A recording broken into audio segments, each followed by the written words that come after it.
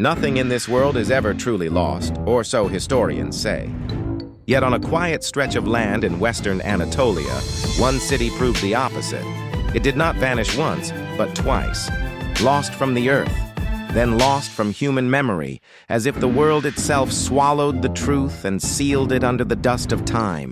And on a scorching day in the 19th century, when the first shovels pierced the brittle ground, the world would soon discover that the legend dismissed as myth was nothing but truth, buried too deep. The summer wind brushed across the plains of Hisarlik, lifting dust that had lain untouched for millennia. In the distance, a blond man with feverish eyes stood over a tattered map, driven by an obsession mocked by scholars. His name, Heinrich Schliemann. People called him insane. He called himself the man who would find Troy. For 2,000 years, Troy was not history. Troy was myth. A legend, a bedtime story woven by the poet Homer.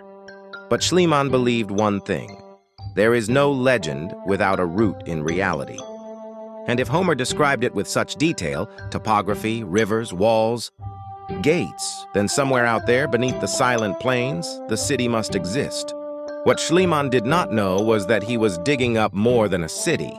He was unearthing layers of truth, and beneath that truth lay something even the gods wished forgotten.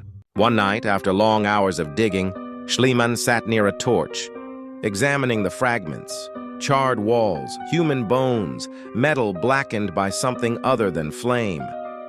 A creeping suspicion tightened in his chest. Was this city destroyed by war, or was it sealed? When the workers uncovered an enormous gate, almost perfectly preserved, the tension reached its peak. The gate didn't appear violently broken. Rather, it looked deliberately shut from the inside, as if the people of Troy were trying to lock something out or trap something within. Behind the gate, they found a vast chamber filled with horse bones. Dozens of them, all dead without wounds, just lifeless, all at once, as if something had poisoned the air or lived beneath the ground. Fear spread through the excavation camp. Some workers refused to go deeper, but Schliemann, driven by curiosity gnawing at his sanity, continued. And at the deepest point of Troy the Sixth, they found something never written in the Iliad.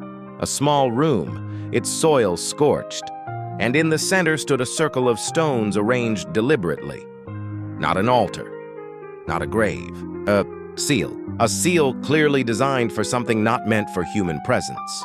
Schliemann stared at the stone circle, breath unsteady. A thin crack split the center, fresh, unmistakably recent, despite being buried for millennia, as though the earth itself had shifted. When he touched it, the ground vibrated faintly, as if something beneath was still moving. "This isn't an ordinary city," he whispered. Troy wasn't just a battlefield. It was a final containment, a place where ancient people tried to seal away something forbidden. The night grew unnaturally silent. Even the wind seemed to stop breathing. Then from deep beneath the soil came a faint sound, a long, low exhale. Workers fled in panic. Schliemann froze. He knelt, pressing his ear to the ground. The sound came again, soft, deep, impossibly old. Not wind, not water, but the sound of something breathing. The next morning, Schliemann ordered the excavation in that area shut down. He concealed the discovery of the stone seal. He didn't allow anyone to document it. He knew what would happen if the world learned the truth of Troy. So he published the safe version of the story. The city found, the legend proven, the glory of discovery. The world applauded him. But the world never heard the rest, because on the final night before he left Hisarlik, Schliemann stood at the edge of the excavation pit and heard the sound again. Louder, clearer, closer, like giant metal scraping through earth, like the waking breath of something that should never rise. And Schliemann understood. Troy didn't disappear because of war. Troy was buried because ancient people tried to contain something that might no longer be asleep. The city disappeared twice. First, from the earth. Second, from the truth that was intentionally hidden. And the most terrifying part? If Troy was buried as a seal, its rediscovery might mean the seal is finally beginning to crack. Excavation began with the sharp clang of metal striking ancient soil. The first day revealed nothing. The second day followed the same. But on the third day, under a sun that sliced the sky like a blade, a worker screamed, "Stone! A wall of stone!" Schliemann ran. His heart pounded like a war drum. Beneath the surface, they uncovered massive stone blocks arranged in arches resembling the city gates described in Homer's verses. This was no coincidence. This was no fantasy. This was Troy. But something felt wrong.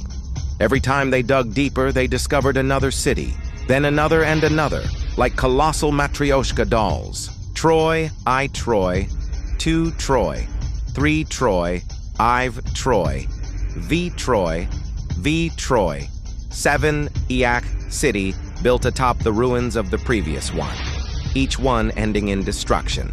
"It's as if," murmured a young archaeologist, "this city was destined to fall over and over." Schliemann didn't care. He wanted Homer's Troy. But the deeper they dug, the stranger it became. A layer burned with extreme heat. Walls collapsed by violent shaking. Ceramics melted by temperatures no ordinary fire could produce. Schliemann closed his eyes. War could burn a city, but that kind of heat seemed beyond human ability.